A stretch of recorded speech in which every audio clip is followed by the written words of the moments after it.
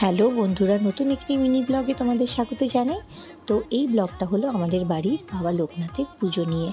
তো এই দিন আমি আর আমার শাশুড়ি মা দুজনে মিলেই এই সমস্ত কিছু পুজোর আয়োজন করেছি এবং আমাদের ওই দিন একসেদ্ধ অন্ন দেওয়া হয়। মানে আমার শাশুড়ি মা গোবিন্দভোগ চাল, আলু, কাঁচকলা, কুমড়ো এই সমস্ত জিনিস একসেদ্ধ করে ঘি দিয়ে বাবাকে নিবেদন করে এবং তার পাশাপাশি আরও ফল মিষ্টান্ন সব রয়েছে।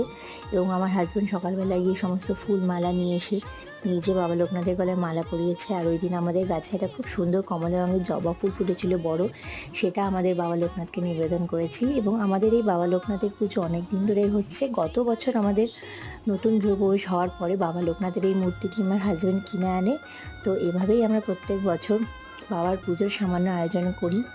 তো আমরা তো এই দিনটা খুব ভালোভাবে আনন্দ করে কাটিয়েছি। তোমাদের ভিডিওটি কেমন লেগেছে অবশ্যই জানিও। ভালো লাগলে লাইক করো। সবাই ভালো থেকো। টাটা।